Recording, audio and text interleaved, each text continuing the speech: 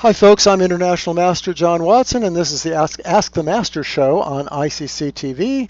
The main idea of the show is to provide a forum for you, the viewers, to ask questions. And you can ask questions on the chat box on the right. I see somebody's there already. And on top of that, you can also just send me questions in advance, which means you can really prepare them and think about them. You can also send me games or comments, even just comments to read would be fun, and I can comment on them maybe. So that would be to askimwatson@chessclub.com. That's ASKIMWATSON at chessclub.com. That's CHESSCLUB.com. And I'll get those and I'll answer those. Those are high priority for me, actually, because it means that there's been a lot of thought put into it. On the other hand, we can have a lot of fun with the chat right now. Those questions were great last week, so please feel free to put in comments or questions on the chat. If they're just comments, that's just fine. You can talk to each other on the chat too. So that works out. Hi, Anthony. And on top of that, I was going to talk about what questions are good if this is your first time. Anything really about chess. Some of the things we talk about most are openings because people want to know how to play and they want to improve. And I'm kind of an opening expert. And then on top of that, we have chess books, how to study, what else? Some chess history maybe, that kind of stuff. Chess videos. Books are interesting. You can ask about books. I'd love to talk more about those. And of course, chess strategy. I've written a lot about chess strategy. So, and really anything about chess. You can surprise me. The Olympiad just finished, and so that's kind of excited. USA. Yes, the USA won on tie breaks, right? The Olympiad, and that's the first time in many, many years, although we've come pretty close before. Okay, so let me start out as usual with some older. I was asked so many questions in the chat, I'll never get to them all from last week, and I've also got a bunch of new questions. So if I dig into these quickly, maybe I can cover more territory than usual. I think that'd be a good idea. So from last week's chat, Shidki asked, oh yeah, and we answered this briefly, but I didn't really know for sure. He said, hi John, which is better castling, kingside or queenside? And I gave some sort of answer, and Morcombe Wise threw in very quickly, did some analysis, and said for games in which both players are 2,000 plus ELO in a combined database of many games, White castled queenside in one game out of every 6 that he castled kingside. In the same database, Black castled queenside once for every 12 games that he castled kingside. So, and then he said for the same level of players since 2000, though more modernly it's dropped to 1 every 10, which makes sense to me. I think it's getting more and more difficult to castle queenside without danger. But I was so surprised by the 1 in 6 result, or even the 1 in 10 result, that I went and did some analysis in another large database, and I'll just talk about this quickly, but I thought it was really interesting. First of all, he's absolutely correct. I got a little of a 6-to-1 ratio, a little over that for kingside castling over queenside castling overall in chess history, and I would have thought more like 12-to-1 or even less or more than 12, because there really aren't that many openings in which queenside castling is routine. So he pointed out that older games significantly affect this result. So I find out that besides the older games, there are a couple factors that influence the result, and the main one was the statistical influence of the Sicilian defense. I had really forgotten how often White castles on the queen side in traditional open Sicilians like the Rouser, the Najdorf, the Dragon, and others. So I've been getting so used to conservative play against the Sicilian, where you do castle kingside, that I'd really have kind of forgotten how fantastically common queenside castling is. And since, in fact, White castled in 1 out of every 3.5 Sicilians castled queenside, and the Sicilian accounts for more than 1 out of 5 games in chess total, all games, which is kind of an amazing stat. So it's quite a strong influence on the numbers. I actually also looked at actual games just to see when castling queenside was happening, and I found there were an awful lot of games where queenside castling happens very late in the game, even after move 20 or 30, in some sort of incipient ending. And the reason that it's safer then is that the king is more immune from attack if there have been a lot of pieces taken off. And on top of that, it's nice to keep the king in the center, whereas castling kingside takes the king away from the center. So that added to the figures a little bit, although I doubt if that affects the overall stats too heavily. And I should also finally mention that one reason for not castling queenside in queen pawn openings is because you've made these moves. Let me just show you. You've made these move c4 and d4. Let me just make those moves. And let's just have black castle here. I'm gonna just set up something. I don't care. It doesn't really matter what it is exactly. But if black was doing sort of nothing and white was getting castled queenside, the deal I wanted to show you here was that these are silly moves, I guess, but whatever. This kind of thing. Okay, what I wanted to say here is it takes white a long time to get an attack because these pawns are back. They aren't really that you have to engage the pawns, so you have to move the pawns a long ways to open lines. Whereas these pawns, already you've exposed yourself on this side of the board. Maybe not the best example in the world, but for example, this you've got that break, that, and mainly the C pawn and the B pawn. A lot of times the B pawn will break. So there's pawns that are exposed and will open lines almost no matter how white treats them, and they'll open lines against the king. So even if black is kind of behind in development and is taking time to do this, once he makes these breaks like b5, things can happen quickly. So I just wanted to expand upon that answer. Also, last week there was a quick question about, oh, hi, no, it just started, so that's great. English refugee is here. There was also mentioned last week about, we were talking about the b6 and queen d7 French defenses, and I'm certainly not going to go over that anymore because we did 4 games with it, but just these Winnower variations. And someone mentioned that, either this move or this move, and someone mentioned that Kasparov had won this big game against Short with a sacrifice, and people just basically dropped this line. Short stopped playing it, and a lot of people stopped playing it. And I was just going to mention that this is a typical phenomenon in all openings. Forget the French, forget everything else. Is that the opening, most of the time, sometimes actually something is refuted, but most of the time it's not true at all. It's just that was a very impressive game played, and it scared people. And there are plenty of other ways for black to play it, or for the opponent to play it. All right. Here we go. Okay, so without going to the chat, let me just jump into some of these questions that I got. I got a question, what do you suggest is the best way to handle the London system? And I also got one that said, what would be your best suggestion as black against the London system? And I got another question about, would the London system being better? In the London system book, the recent London system book, the person explains that he's only going to show the London system. Let me see, what was it? That he thinks the London system is worse against, here's the London system, for example, something like this. That he thinks the London system is less effective against G6. In other words, King's Indian kind of structures. And I was asked, what do I think of that comment? What about, in other words, this is a worse version of the London system than against D4, D5. And before I get to this main London analysis, I just wanted to say I think that this is not true at all. I think that it's quite promising against the King's Indian setup. And I don't know how to give you a real reason for that, except that, well, maybe the bishop comes to h6 in a lot of cases, very naturally. It covers the center naturally, and it can't be opposed as directly. For example, in the main lines, which we'll be looking at actually, these kinds of things, black often will play an early bishop d6 and force white to make some sort of commitment with that bishop, and also get some pieces off, simplify. So even though, of course, this is fantastic, I mean, this is a great opening for both sides, and certainly white shouldn't avoid this, we're going to be talking about this, the King's Indian doesn't have that problem. If you're playing against the King's Indian, you don't have that problem with the London. And we've looked at fairly extensively at the London versus the King's Indian, and I showed you why it is that you can have so much fun with it. We actually looked at this quite a bit. I don't know if you remember, one of our main lines was playing, was to get c4 in early. For example, I'm sorry, whose move is it here? Oh, white's move. And just for example, to play h3 at some point, and then play this move c4 before black gets knight e4 in, so that you get something like this.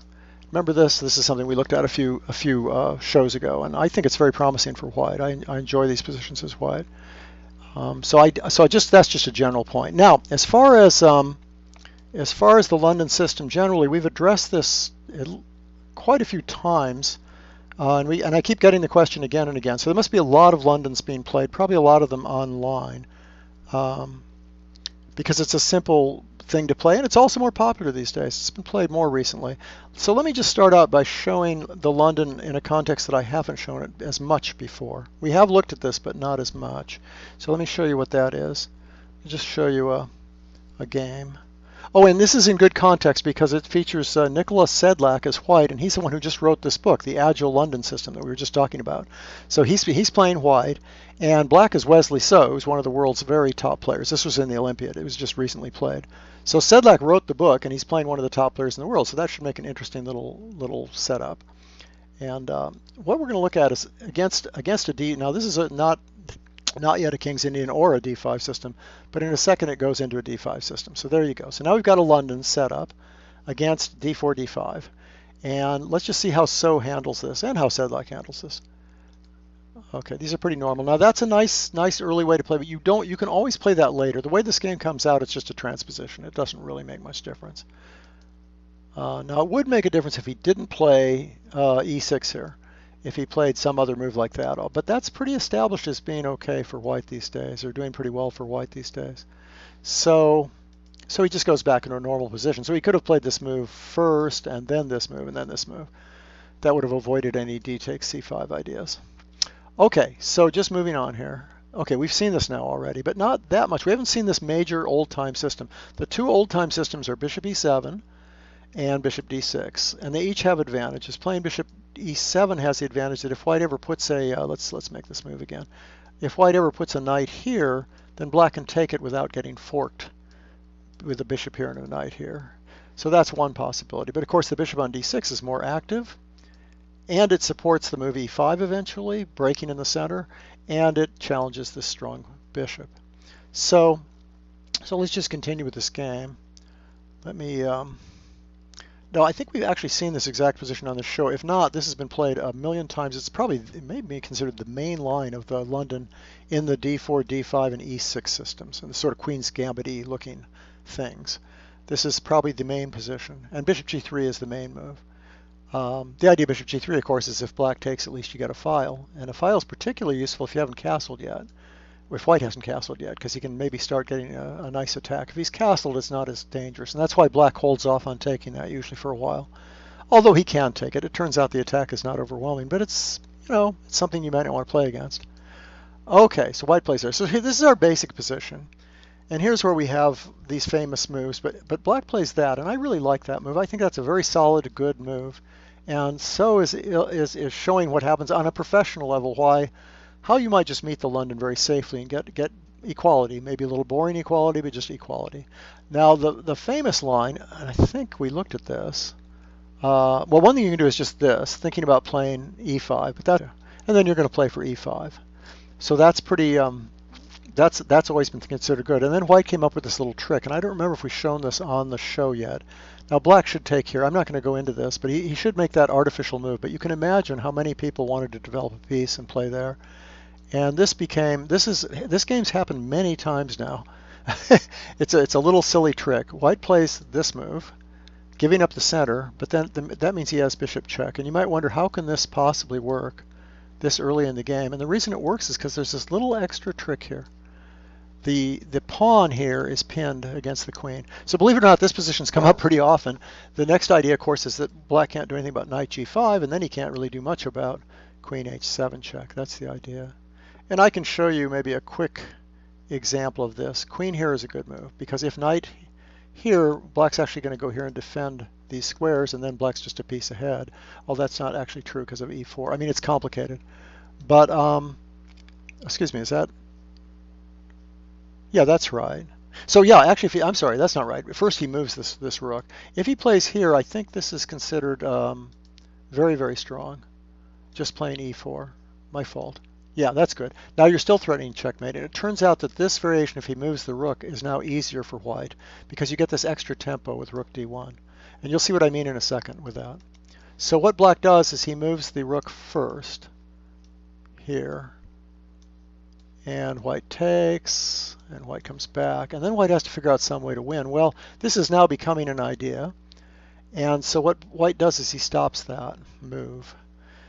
And figures he has plenty of time to attack over here. One idea now is H4, rook H3, and then rook over to F3 and queen here. And The other idea is at some point queen check, and the king running over here followed by queen check here can also, I'm sorry, queen takes g7 check can become effective now that the rook's going this way. So you can look at all this later. It's kind of well known, actually. A lot of you may have seen this already, but it wasn't well known just a couple years ago. So, oh, I'm sorry. So I was going to show you this, not the game. So real quick again, it might be fun to see this again for you. Whoops, sorry, 95. Ugh. Okay. So anyway, here takes there, and now this beautiful sacrifice. I'm not going to analyze the whole thing, but I'll show you one more line. One more line is rook here first, and check, and there, and check, and there. And now this nice move, rook d1, and I thought I might show you one more line. Queen takes. That's because he wants to kind of get back over to those light squares and also counterattack. And I think it turns out here, ironically, that white should just play very slowly. And one idea of that is to play f4, f5, or rook f3 over, and just continue attacking. You might say, why is he not playing queen h7 check? Well, it's just because that helps the king get out, maybe. Eventually, he will play queen h7 check, but it hasn't been stopped yet. So the only other thing, okay, so black plays there. Now this move that I talked about, and then black's got some nice material here, so all he has to do is really stop some sort of checkmate. And he tries to do that now by covering those squares. But white has f5 now, again establishing contact with that square.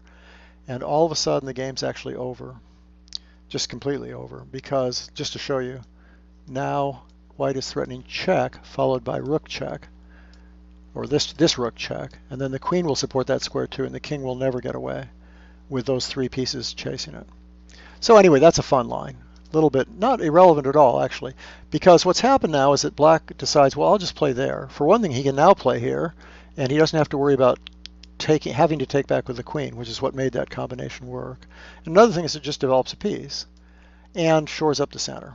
So I think this is a good move. White played here. Now this is Sedlak who wrote the book. He doesn't mention this move in his book, even though it's been played quite a lot, actually. He talks about playing knight here immediately, and that, but he doesn't really like that because of this move. I don't know who first came up with this. I think many years ago they came up with this. That's a very cute move because it has the idea knight f5, and white really doesn't want to give up his good bishop, but he also doesn't want to give up that bishop. And it has the move, the idea of the move knight e4 now that the bishop is supporting it. See, before the bishop wasn't supporting that, and white could have taken twice here. But after this move, knight e4 and knight f5 are ideas to knock off the attack. So his main line in the book, let me just show you that. His main line in the book is just playing e4 at this point. And now black has this clever little move that I thought I'd show you, which is just coming back. It looks so weird, right? But he's really just saying, well, what are you doing with your center? I'm going to be able to isolate a pawn. My queen will be able to come down here. And if you close the center with that move, which surely is the main line, I'm going to get rid of your bishop anyway on that side of the board. And now this is, for example, a Nakamura game. Let me see if I can show you just one example. This was a Grischuk game. And then he connected on the second rank, which protects all this, but also prepares to swing the rook over to the center for counterattacking purposes. The only other move here that might be worth seeing, let me see. So that's e4, e5, knight h5. Queen e2, of course, is possible. And you know, here black can almost make any move. White's attack is sort of dead here. That's what it amounts to. White's attack is kind of dead at this point. Yeah, queen e2, bishop e7. You can play bishop b7. You can also just play bishop d7. You can play g6. White's idea is to kind of swing over here, but it doesn't really do very much. I think I'll leave it at that because otherwise we'll spend too much time. Oh, Shadiq, yeah, I should, yeah, you can go back and look at it on YouTube. I talked about your how thrilled I was with what you said last week, and I wanted to check it out myself, and so I looked it up and confirmed what you said, and I made a few more comments about it, about the queenside versus kingside castling, which was the super one. What London system about Lakdawala? Unless Lakdawala's doing a second version of that. It's been quite a while since Lakdawala's book, maybe, what, 5 years or something? So it's possible he's doing another one. But there are several other recent ones. For example, the one that just came out from Sedlak, which is the one I mentioned. And here's the Glasgow kiss. I'll get into that in a second. Um, so that's just some background to this line because I think people want to know. I want to give some fairly complete. Black is okay in this position basically. I want to give sort of a complete look at some of these moves. So let's go back to the game. He just plays Queen E2 first, which, as I say, isn't even in his book, which is kind of funny. And he plays it in the Olympiads. And now if White castles, it's really very simple. Black just takes over the file, and White has not much of a plan unless he finally plays this move Knight E5. And then once again, I want to play there with the idea of Knight here, and also maybe sometimes with the idea of Knight E4 now that that's covered. And I can, later on maybe get that file open. Very easy position for Black to play, in my opinion. So White does something else here. White plays this move. Kind of discouraging E5 for one thing because of the rook indirectly coming down against the queen there. And what else does that do? Good question, actually. I know. If he's going to play E4 at some point, which he probably is, that gives D4 some extra support. And maybe even means he's going to open lines with D takes C followed by E4. In fact, that's probably his sort of pseudo threat now. If Black did nothing, and I don't know if this is true, but it could easily be that something like this might be advantageous. I doubt it. I think Black's still okay, but that's sort of the idea. That's one of the ideas of playing Rook D1. Okay, so Black plays this move. I still like this move just retreating the way we looked at before. I think it's a good move just to sort of set up your pieces and then just develop, and it kind of ruins White's ideas. That's really the reason it's a good move. And then also, I don't see anything wrong with this again. Looks just fine to me. Looks like a good way to play. I mean, if he plays for E4, something like this, I think he's going to get a lot of weaknesses. Let's take that first, I guess, and maybe take this. And I'm just looking at what I said here. Oh, wait, what's going on here? With this, we don't want to allow that, do we? Well, actually, that might not be so bad. It isn't what I was thinking of, but it's probably perfectly good. Oh yeah, here we go. Just a standard kind of position.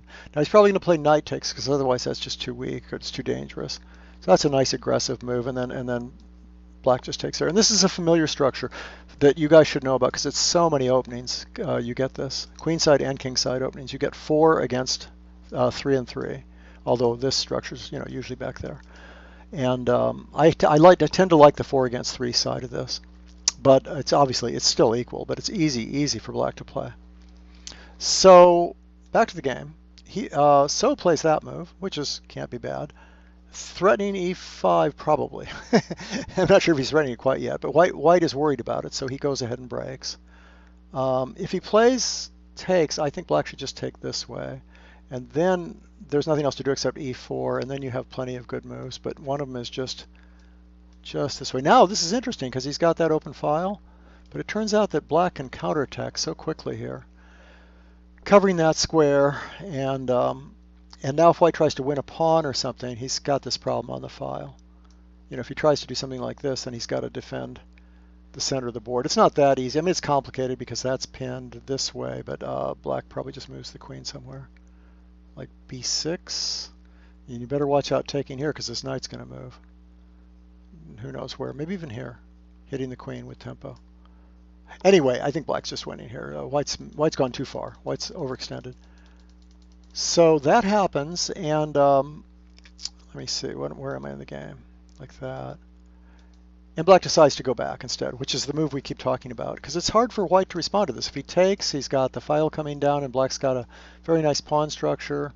How else is he going to continue here? What is he doing that's positive? And he's got to watch out that you're going to isolate that pawn and have a queen coming down straight on it.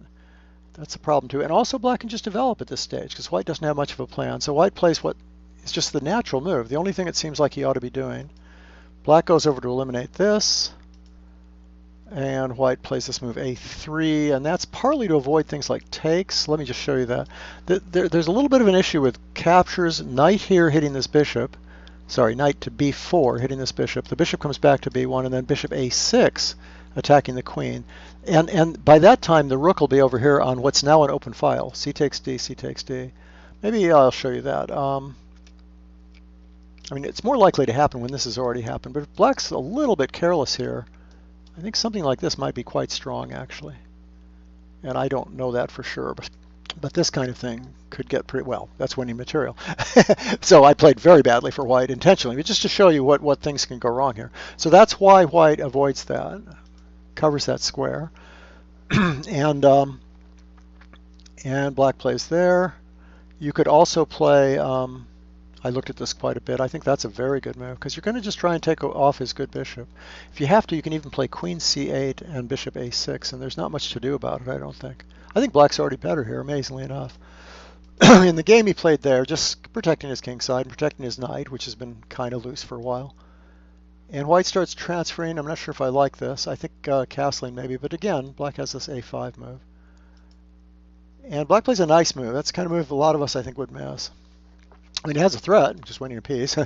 And it turns out that even though it looks like that's a weak square and he's got maybe a backward pawn, black's threatening to play e5 in a lot of lines, and this bishop's very strong. He's also just threatening the d pawn in many variations. So, so I think this is at least equal. That's a nice move. He wants to go here and get pressure on these squares. And he also wants to block the e file. So black breaks through. It might have been a little easier to take first and then take, but you get a sort of similar position. Okay, now black gets rid of that piece and takes back. And this is an interesting position because we talk about this quite a bit. First of all, there's two bishops, which we also talk about quite a bit.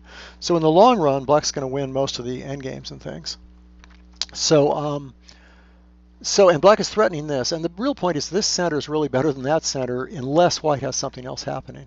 And it looks like he's got some pins on the d file, but there's not much to do because the d pawn's so well protected. I'll just show you what happened here. He did try to take advantage of this pin on this pawn, and black simply sacrificed a pawn, attacked the bishop, and where's the rest of this game? Oh, here we go. Yeah, I don't know how much time I want to spend with this because there's so many questions, so many things going on. So let me just finish off this game. I'll just show it to you. Black has way more than enough for a pawn here because he's threatening to win pieces with moves like that. He's got pressure this way, and he has the bishop pair, and he can just bring the rooks over to nice squares. This square, all these open files, and even c4 is interesting because the bishop's kind of stranded over there on b5, isn't it? It could get trapped or something. So he retreats the bishop, and black starts piling up on that weakness, which is the piece is of course pinned. In fact, black would have been better off. You know, it's hard to play these things exactly accurately. That wasn't the most accurate way to play it, but it's pretty darn good. So he doubles up, and he sacrifices the exchange. And in practice, this is very, very hard to defend. If he plays a move like maybe, I don't know, king up, the rook can come over threatening this, and that's getting pretty serious. In fact, that looks pretty deadly. Wow, is it that easy? Anyway, I think that's, wow, this is not good, is it? Yeah, probably he's going to have to sacrifice on that square or something. Okay, so so instead of that, he gives back the exchange, and black opens up more lines. Nice attack here, and then black doesn't take the rook yet. He piles up on that again and just ties that rook down completely, and then moves his queen closer. Attacking that, it gets defended that way. These are probably not perfect defenses or attacks, but they're still very good. Now that's a cute move because he's thinking about going here, just breaking open even more lines. And white plays that, and that turns out to be a mistake. It looks like a good diversionary move to get him off all this pressure, and he can't play queen takes because of queen takes here. But there's the problem that it opens up this diagonal, and here's what's wrong with that. Is that what black would love to do here is just take this. But because he really doesn't want to allow this winning a massive material, right? But if he takes it, do you see what move is now a kill? And it's only because white played that move. Okay, it's pretty easy. It's going there, and there's nothing to do about that move. Everything just loses here. So, so as usual, the top player figures everything out. So, so now the problem is we've got that move coming, and this is hanging. He may have resigned here. Nope, not yet. He gives a check, and now he resigns. Because queen h4 mate is pretty unstoppable. Probably have to sacrifice a queen and you get mated anyway pretty soon. Okay, nice game, huh? I think. Kind of a fun game. And let's look at this Glasgow Kiss thing. I'll get back to the games that I prepared. And so that's an answer to the London question. That's a simple, classical way to play against the London. Don't goof around. You're probably not going to be better. You know, white's fine. White's obviously must be at least equal, but it's both sides. The better player wins kind of position. And you aren't lacking in space, and you aren't all cramped the way you sometimes get against the London if you get too fancy. So that's that one. Let's look at the Glasgow Kiss. Oh, I'll need to get a board up. Okay. Glasgow Kiss is like this. Let's see if he gives a different order. I just want to see his order. Yeah, okay. And I play knight c3 first. He probably play. Yes, that's right. Well, you have to for the Glasgow Kiss. That's right. Here, here, here. Now, it used to be thought bishop f5 was not a very good move, almost a question mark move, and maybe it still is thought to be. I'm still not thrilled with it. The idea is that when white plays there, he's all of a sudden attacking this pawn and this pawn. So black can't just move away somewhere because this pawn falls. He can't. So it's very hard to defend. If he plays there, there's too many light square problems with bishop b5 check ideas, for example. One way to do that would be go here right away and then grab the d pawn. May not be that easy, but it is a winning position for white. So for years, this move was suggested by some people, and they actually liked it for black. But you can imagine, without any development, this really isn't quite good enough. You know, white just plays naturally and sometimes puts his knight on e5, and it's a small advantage, but it's an advantage. So basically, bishop f5 was frowned upon, and then a couple years ago, someone came up with this idea of just letting white win this pawn, and then this very odd retreating move, because the queen's in a bit of trouble. The plan is to attack the queen and then play maybe just e5, well usually e5, and bishop d6 and castles, and just get a nice attack going, because white's not that well developed. Black's got a lot more pieces out, and he'll have one more out when he plays rook b8. So the question is what to do about this. And I've looked at this a ton with some various people, and I think going back immediately is probably the best move. Just retreat. You can also play knight. No, you want to go back immediately so you don't get you don't fall for rook b8 and knight b4, right? Rook b8, queen a6, knight b4 is a real problem because the queen can't go back to a4 to protect these things because of the bishop. So you have to play queen b3 first. My fault. It's gonna be. I'm gonna have to dredge up my memory here. And then black plays rook b8 usually because he doesn't. This guy's still attacked and he wants to gain an extra tempo. And white goes all the way back and black attacks. And now white has a couple of ways to probably get to the same position. And the position is now here white's a pawn up, by the way, but black has a nice center and attacking ideas with that move. Now you can take immediately, or you can play here first because this move is not very impressive anyway. Because it makes it harder for black to attack because there's simplification taking place. So usually what black does against knight f3 is go here, and then things usually transpose after white takes this. And now knight d4 has been played a bunch, and you can also just play bishop e2. And I'm trying to remember which one I like best. There's actually a point where I think you should just simply take that, boldly take that pawn. Let me see if I can. There might be an a4 move too. I'm trying to remember how this goes. Well, bishop e2 is certainly natural. And castles. And black's going to pretty soon play either like this and queen e5 moves or rook e8 and try to get pressure. Oh, and how am I going to do this? I think it's knight d4 now. But then how are you going to win that square? Something to do with the knight coming here to attack. So it must be castles first. Yeah, I think, anyway, put this on the engine and think about it for a while, and I think you'll find that white actually can defend here fairly easily. It's just in a real game, it's not so easy. So you have to study it in advance. But that is my opinion. My opinion is it's a little bit short of equality for black, even though it's very fun and it looks really great. Now that people are used to it, you know, the first time you play something like this as black, white's almost bound to lose or get in trouble. There was a very nice game where black sort of came up this way, and then I think he zoomed over there later. There's all kinds of cute games for black, but I think if white's careful, he's actually better here. So that would be the answer to my question. Ooh, Shidkey left already. Okay. Ooh, and Anthony. We're losing everybody. So Mike, I don't know, that's not a full answer. You have to kind of study it yourself. Maybe next week I'll copy this chat and I'll show you the specific line that I thought worked for. All I remember is at some point I get bold and I just take the second pawn. And I just don't remember exactly when that is. There's some sort of attack that starts with this move. Maybe it's even right now. And and I figured out that you could even create a weakness and still grab that second pawn. And then black still has compensation, but it's 2 pawns, and it gets really tough. So that would be probably my answer to that. A very good question. Now, okay, other things from last week. I want to kind of keep moving here. Oh, and a newer one too. Oh, here's a great question I got recently. This is really fun. I don't know if all of you will think it's relevant, but it's still a really fun, interesting question. This has to do with this Queen's Gambit idea, playing this move. Not right now, actually. That's not actually the question, but there's a book on this by a guy named Bezgodov, Alexei Bezgodov, strong player. And his book is called The Double Queen's Gambit. So here's this irregular move that actually seems to be probably quite playable. I mean, he's definitely a grandmaster and a very strong player. And it's very hard now for white to actually show an advantage here. So he writes a whole book about, I don't know, 300 pages or something. And against that, this is one of the main moves, obviously.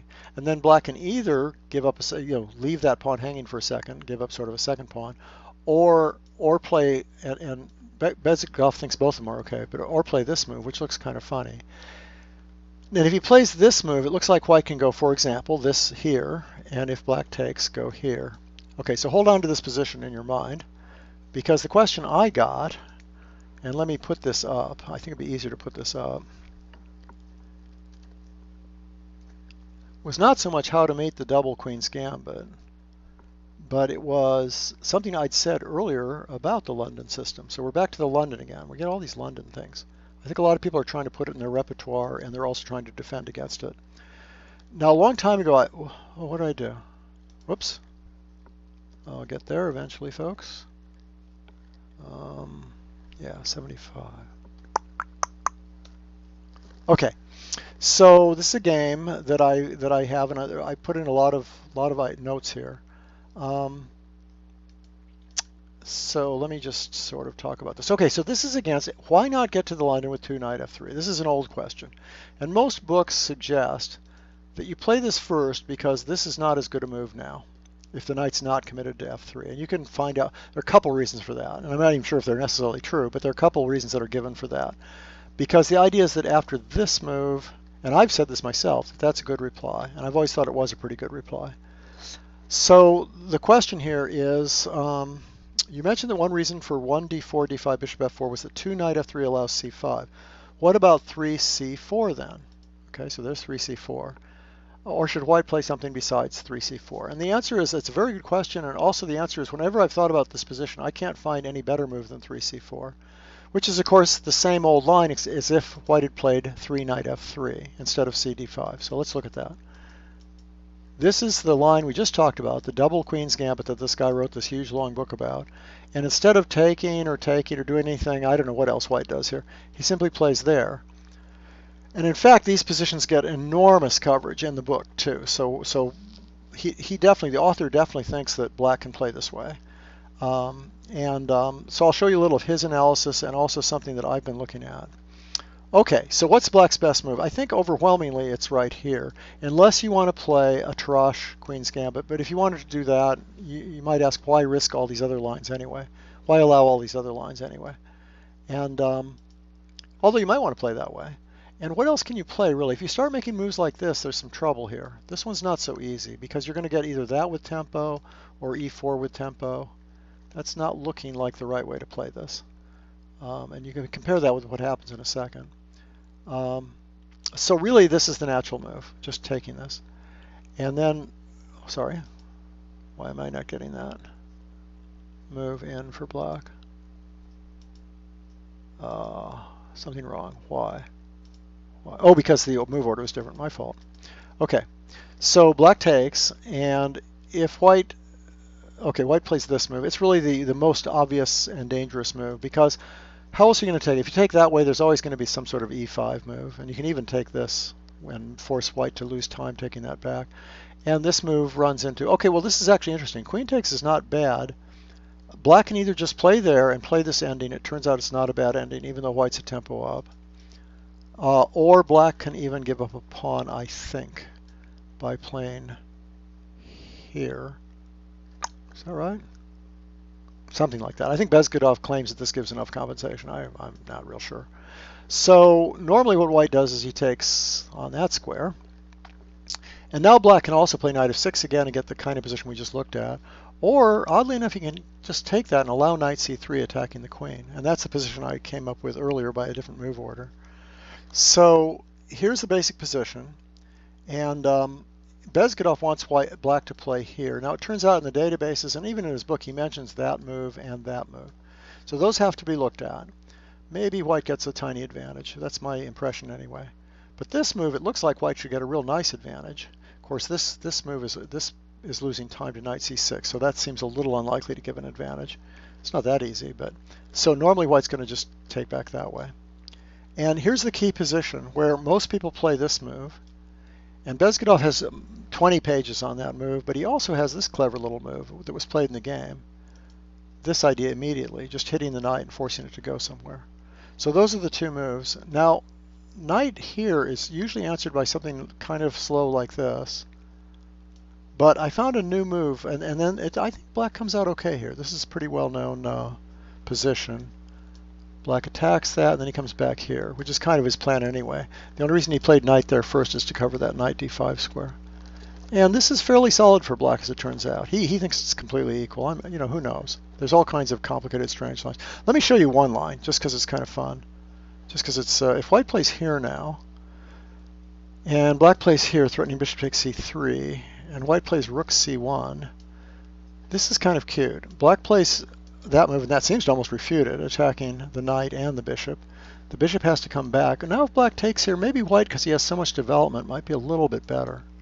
Or it might be just equal. But what's really cute here is if black takes, and it looks like white's getting nice, open, good lines here. But, oh, I'm sorry. Let me just see if that's what I was going to show. Oh, yeah. Black takes, and then black has this nice little move, just queen here, threatening checkmate. Not that easy to defend. That creates light square weaknesses. I think it still might be an interesting move. Maybe it's just equal, but I think white has some chances, at least to try to get an advantage. But the clever thing to do is this move, because it threatens that, winning a rook, right? Or more than a rook. And black plays, here, let's see if I've got this right. Black plays check, I think. Yeah. And, oh, here we go. Here's the clever idea. Of course, white can always come back. Or he can try to play knight d2. It turns out that's not that strong. It's just sort of equal. But he has an amazing move here, a really cute little move, which is this move, walking right into that. The idea being that if he takes it, and actually he probably better take it, I think, at this point. White's going to play check, and then if king up here, he's got check here. And the king has to go to a dark square, and he's going to lose the queen back. Isn't that cute? Now, it turns out, after all that nice thinking by white, it doesn't really do any good because black just plays that way and gives back his queen. And somehow this position in the end works out to be just fine for black. I think he just develops here. And it turns out to be about equal, really quite equal. Even if he goes to the 7th rank, the point is that black has his rooks coming really fast to the queen side. This is drawish. Okay, so that's something to show you. I don't know why I did that. That's getting way off topic, isn't it? So anyway, after this e5 move, so knight of 6 is pretty common with g3, but it occurred to me here. I looked here quite a bit, and there's a line that goes here, queen c7. And what people haven't played here is this move. And it looks really stupid, right? But it's actually kind of hard for black to react to, because he's got to stay on this square and not allow white to play something like bishop f4 with tempo or rook c1. So there's really two moves here. Let me just show you the one that seems most obvious to me. Just threatening to kick the knight away again, or actually even threatening to take the knight. And now white has this amazing move here. And think about this for a while. If black takes this, then white's threatening checkmate. You can take either way. This way, you're threatening checkmate here. And if the queen comes back, you have rook c1, and I don't even know if there's that much to analyze. So this is kind of a clever little way to play that I didn't really, I didn't actually write anything down about this, but I thought it was actually a really clever way to play. Because if he doesn't take, if he takes this way, I think you just win immediately with f4. That wins a piece.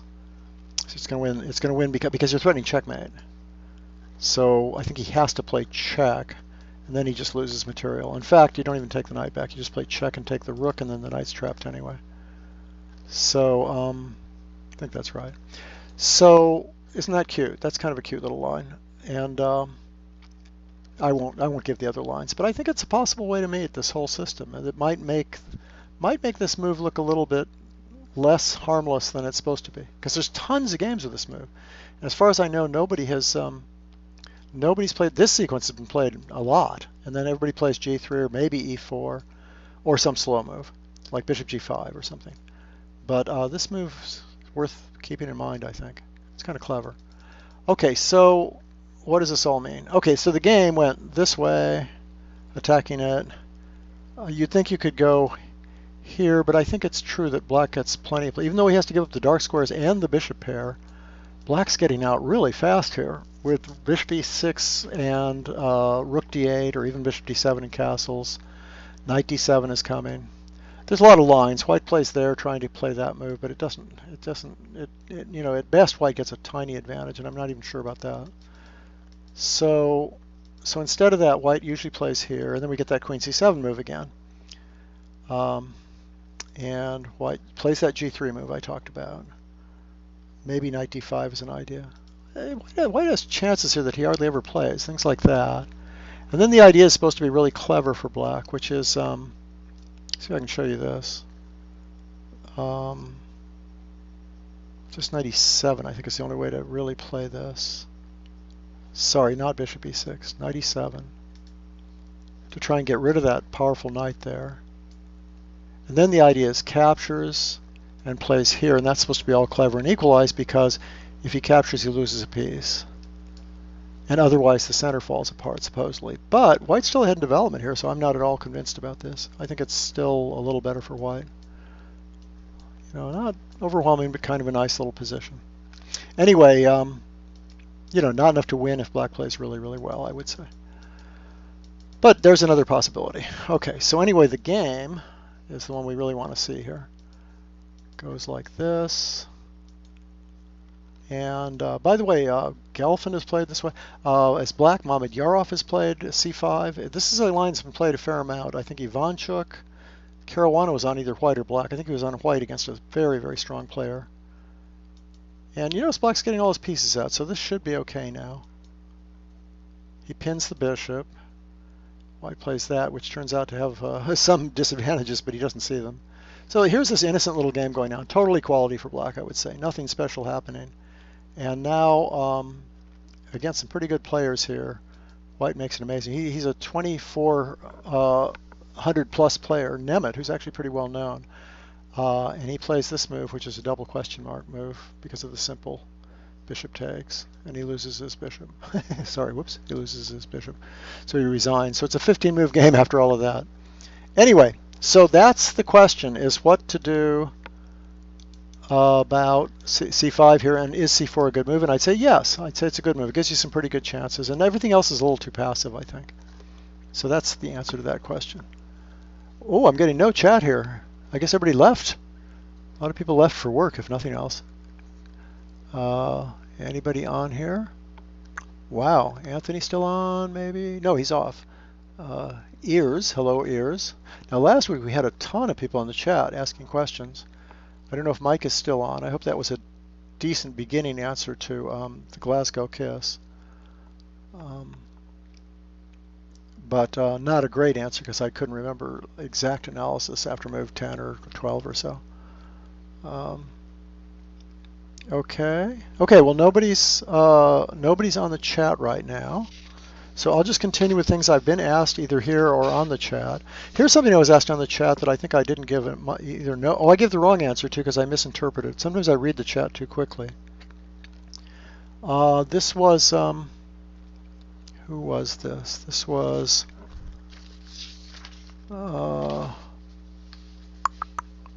George.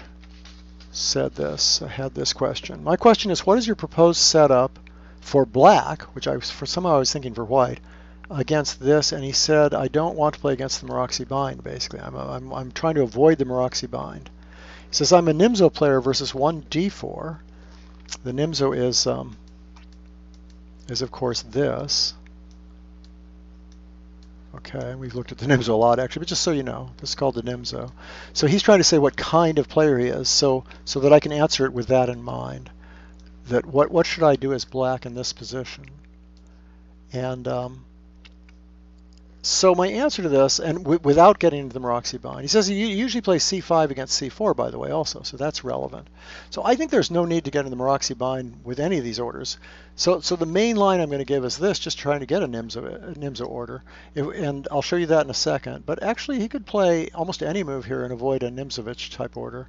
I mean, a Maroczy bind. The only thing that gets him into Maroczy bind, or might, is combining things like g6 with that, and now white's going to be able to play here, and here you have a Maroczy bind. That's called a Maroczy bind, and we're really in a Sicilian defense now. If black, well, no matter what black does, it's basically a Sicilian defense. So he's trying to avoid that, and it's good. It's probably a good idea to avoid that. It's just difficult to play. But his answer against the English opening still works perfectly well. For example, if white's going to play. White might play this move, trying to get this e4 in, because he's kind of scared of e4, right?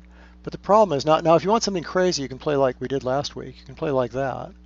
And if white plays there, you go here. Do you remember? I don't know if you remember this line. And then you can even play check and have some fun. That's one way to play. But more likely, you're looking for something a little more positional. And if you don't want to allow e4, you can either play e6, and after e4, go ahead and play here. And it turns out this is not really a Maroczy bind, because if he plays this move, you have these active moves without g6. You're not playing g6. You're playing actively against the center.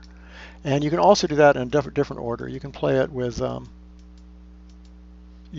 this first, and then after here. Well, I'm sorry, after e4, if he's trying to get Maroczy bind, you just play e6. And now, if he's not going to have kind of a bad bishop here, he's going to have to play d4. And so this is a really good system. It's much better than the normal Sicilians. White usually doesn't play this way. He just doesn't enjoy playing this position because there's an immediate threat, and there's ideas of queen a5 too. And so white probably has to take this knight. And if he has to take this knight, you can take either way, it turns out, and do just fine. I think in the old days, people used to play that way with an even ending, but an ending where both sides have chances. So you could play this way. This turns out to be a little bit too crazy. I mean, it's okay, but it's not. It doesn't give you an advantage. And so what white usually does is just, bishop d3, actually. I think Lev Albert used to play this as white. Then black gets that nice move in, so both of his bishops are out. This move here is positionally very desirable. And that's considered completely equal. So what else in this position? You've got to protect this. Well, that allows d5 ideas, maybe not immediately. It also allows knight e4 ideas. Well, probably just castles followed by d5 is strong, because this doesn't fit with a Maroczy bind really at all. Because you haven't stopped d5. How else can you defend it? See, it's too hard to defend this pawn. So what white usually does is that. And as I say, you can take that with equality, or you can take that way and try to break with d5 early. You're still threatening knight e4 in this position. And if he plays here, that's actually an interesting question. I don't know. Oh yeah, there's some very fancy lines here, but black is okay in these positions. Okay, so that's an answer to that question with c5. If you want to go ahead and play c5, you don't have to worry about getting Maroczy'd. But you can also just play, as I say, a Nimzo-Indian kind of position. Because if white plays d4 now presumably you've seen this. This is just the Nimzo-Indian order, right? But with knight f3 instead of knight c3. So presumably you already know how to play this position. This is a position that he should already know what to do. Oh, here we go. Good. Some questions. This is great. This is good. Okay, I'll get to those questions. Let me just finish this one. So here you play, I don't know what you play normally, a Bogo, a Queen's Indian, a Queen's Gambit Decline, a Benoni. There's all sorts of nice choices, right? So presumably you don't worry about d4 after e6. You don't have to worry about that. Let me go all the way back. So you're not worried about d4 here. So the move you'd probably be most worried about is knight c3.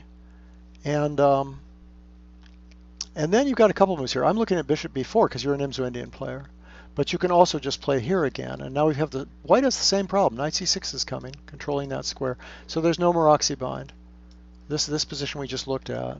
In fact, white's main moves here now are knight here and knight, what am I missing? g3.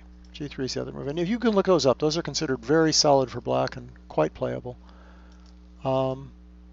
So here the option would be, whoops, what am I doing here? Oh, that's the other way to play, that's all. You can just play c5 here. But let's look at bishop b4 quickly. Now usually white plays this because bishop to avoid doubling pawns and also to cover the e4 square.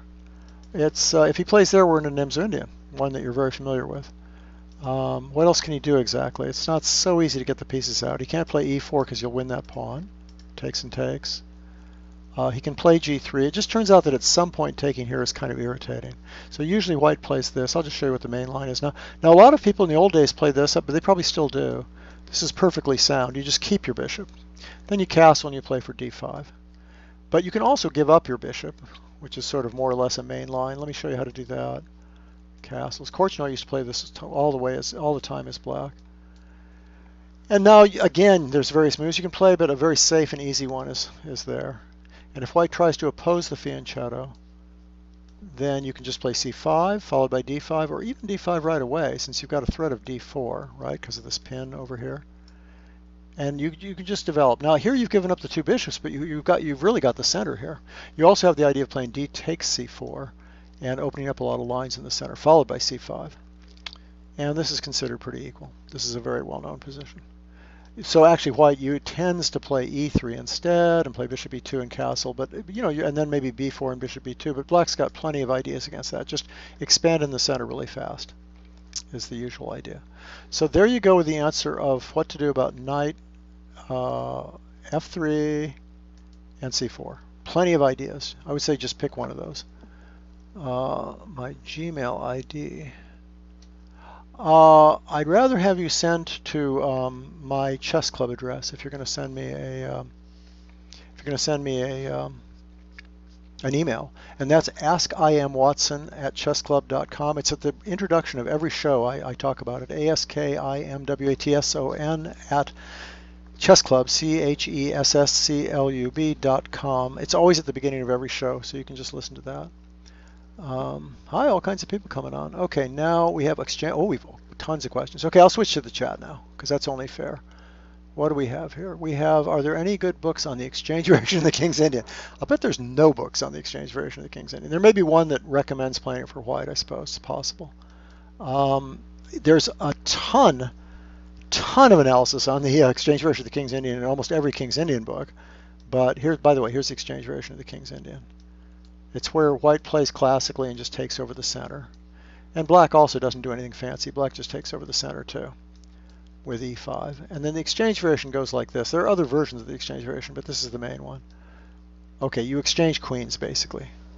And then this is sort of the starting position. And white tends to play, sometimes plays knight d5, but he tends to play bishop g5 most often.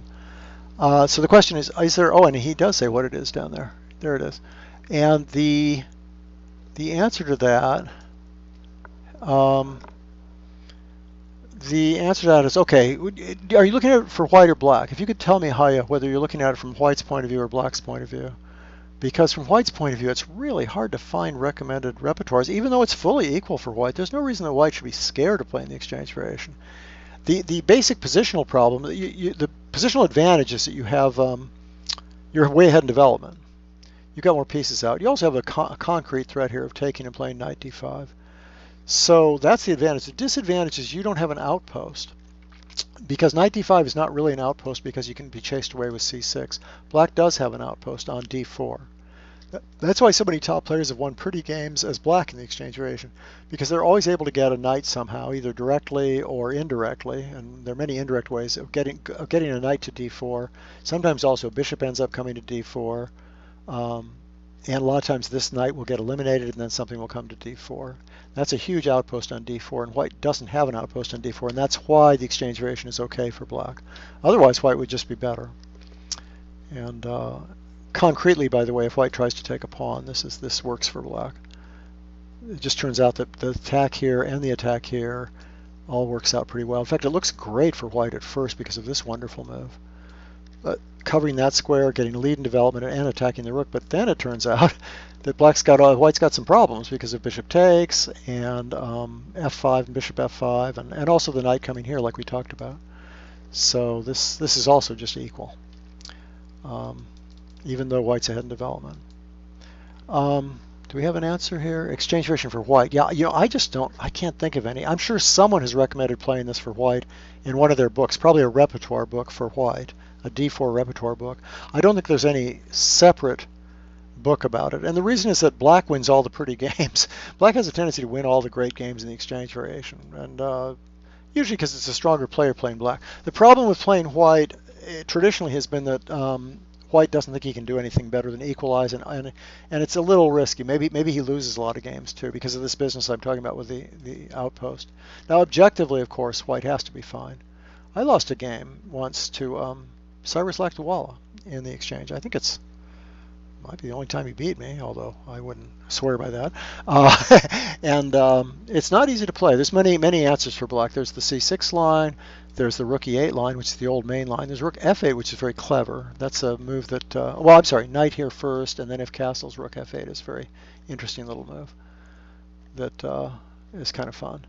And I used to play that, actually. But yeah, I wish I could give you an answer. I don't know what to do as white. I think what you have to do is you have to look at the databases, especially look at the wins by white, look at the highest rated players who play it as white, and see what you come up with. And I apologize about that. I think, boy, that's a tough question. But any King's Indian repertoire book will have an answer by black. One of these various systems will be recommended for black. They're all okay for black. So are whites as equal as black? Yes, they are. White comes out just as well as black in the exchange variation, but he has to know what he's doing. Okay, isn't chess secretly funded by ISIS? Well, we all know that. Oh, and the Obama administration. The Obama administration is so, yeah, such a dangerous, horrible thing. Hello, how are you? Yeah, chess is wicked, so it probably is ISIS that's funding it, even though it's condemned by certain Islamic clerics, right? Not all of them, but a couple of them. But Iran's got a good team, so obviously they don't take it too seriously, this condemnation. In fact, Iran's fun. It's got a lot of recent chess playing, men and women. All right, that's Kentucky Fried Chicken. There we go. What's your Gmail ID? Is the hedgehog a mistake to play knight c6? Not necessarily, and it also depends which hedgehog. There's so many hedgehog move orders, but let me just show you. The official hedgehog is going to be something like, let me just see what I'm going to do here. Something like maybe here, this kind of move, and then at some point white plays d4, maybe now. And if he plays it right away in this position, knight c6 is a well-known move. Nick DeFermian used to always play this.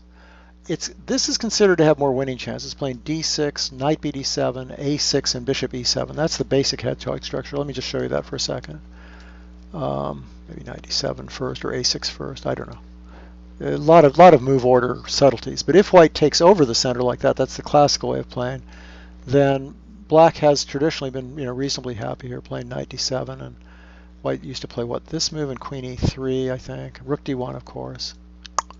Anyway, this is the hedgehog, and usually the knight goes here. And most hedgehogs, the knight goes there. It's like a Sicilian defense. That way it doesn't block off your bishop. It also can go to these nice squares. It just happens to be a really good square for the knight. Now, in reality, though, there have been a lot of theory over the years with this move knight c6, because after all, it does gain a tempo, doesn't it?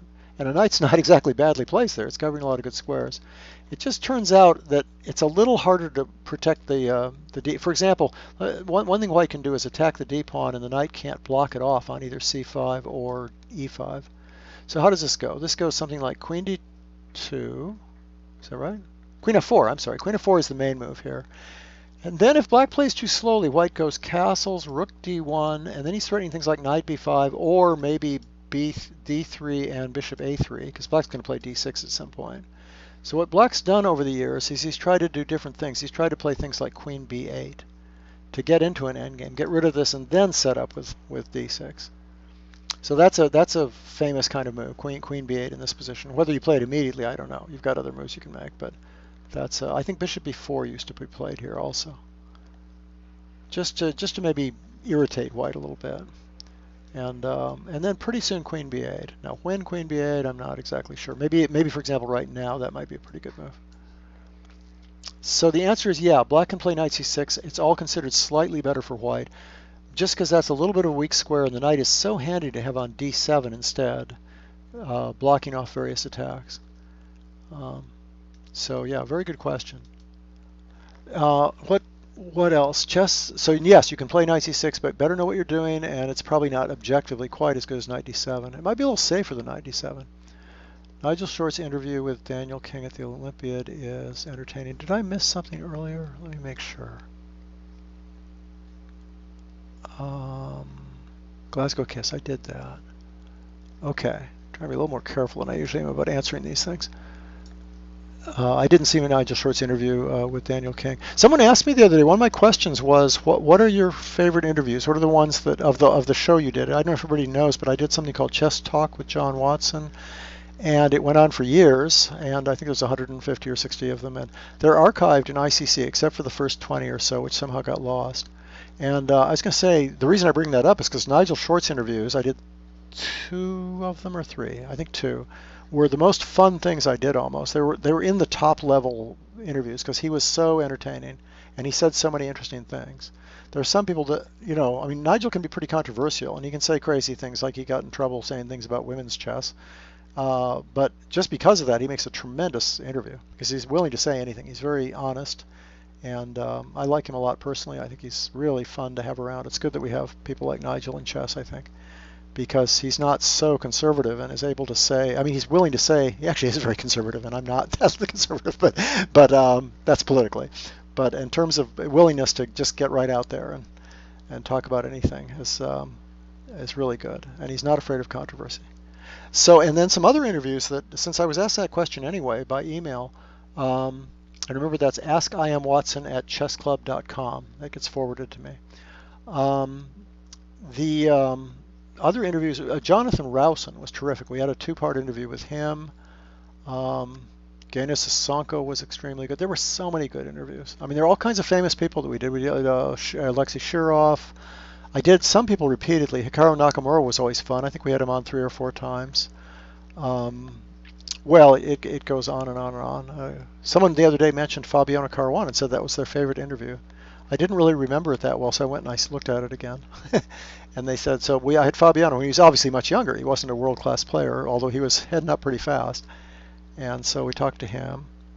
And so anyway, they're all at ICC. They're all archived. You might have to do some kind of search for them, but they're not too hard to find. Maybe we can put the link up somewhere. I don't know if anybody's listening now. Maybe next week I'll put the link up. I don't know the exact link, but they're not that bad to find. You go to the video section, then you look where it says, I think, see more videos. It's not as easy as it used to be, but they're all there, or at least 120 of them or something are sitting there, and with all kinds of people, Alexei Yermolinsky, people from these shows, the ones you're familiar with.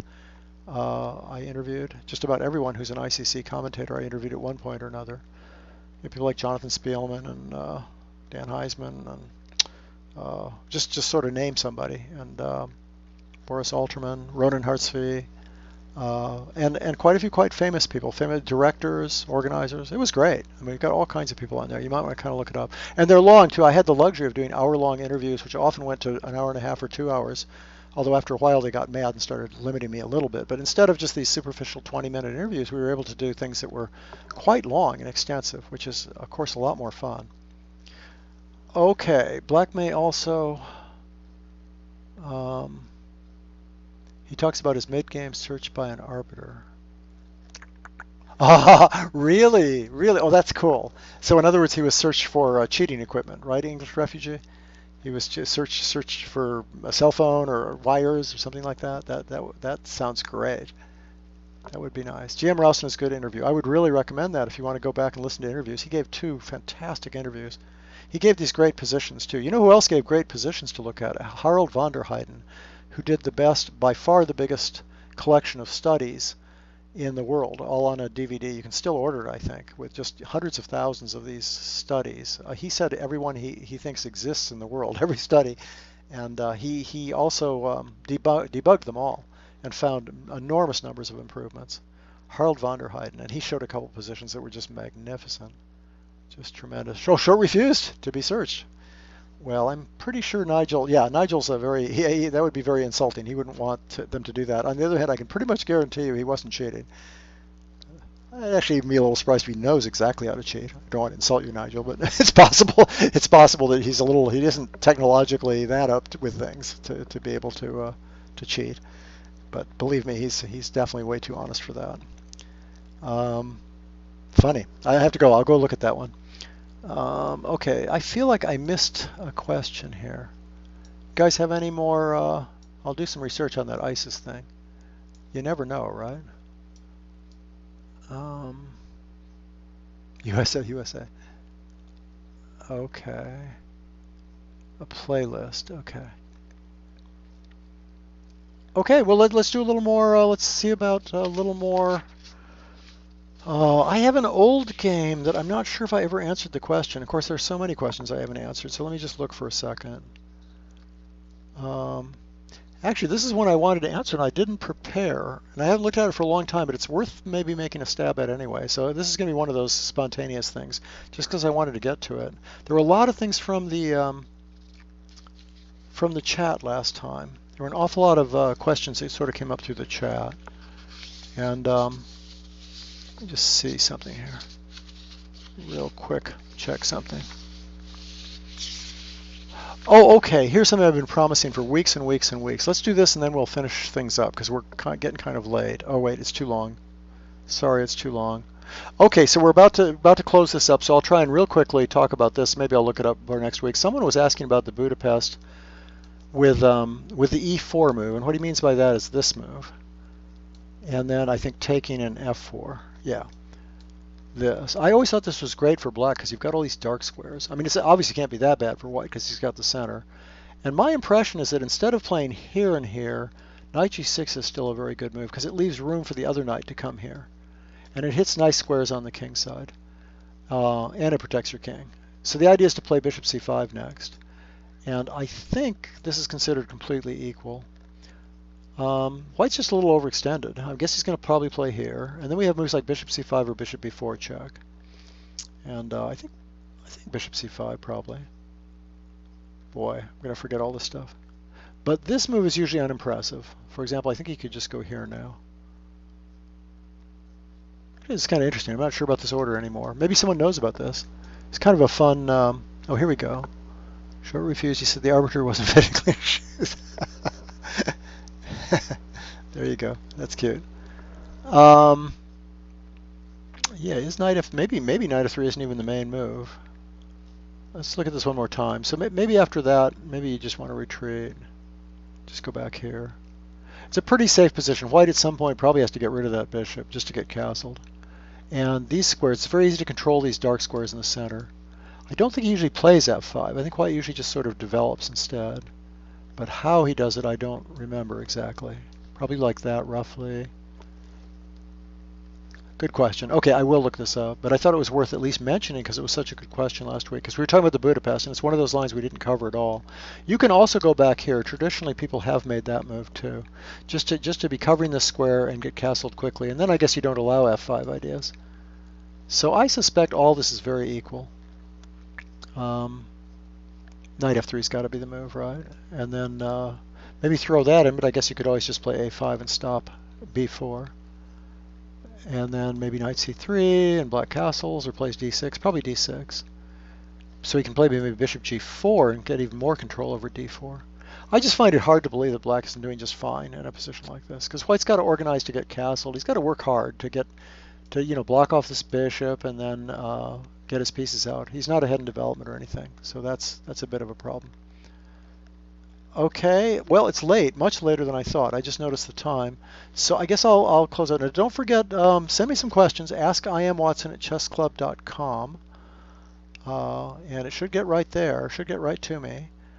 And what else? You can always you can message me at my ICC account, John L. Watson. I get some questions that way, not too many, but maybe more. It's very handy for you ICC people. You can just go to ICC, message space, John L. Watson, L as in lion, and then just say whatever you want to say. And I will definitely respond. I've got a whole bunch of the old chats here with questions that haven't been answered yet, but I'm catching up with them. At least this week we caught up a little bit.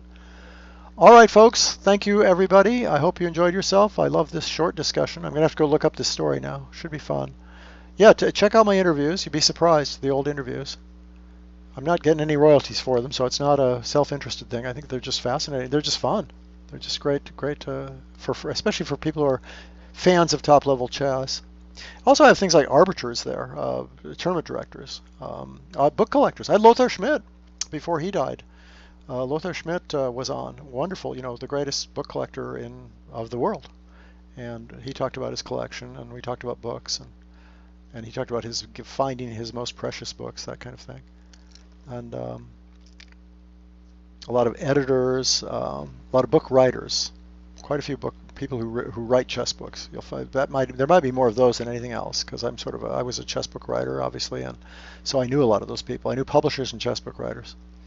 All right, I've gone on long enough here. I will see you guys next week. Thanks for everything, and hopefully you'll tune in next week. Send me some questions. Thank you so much.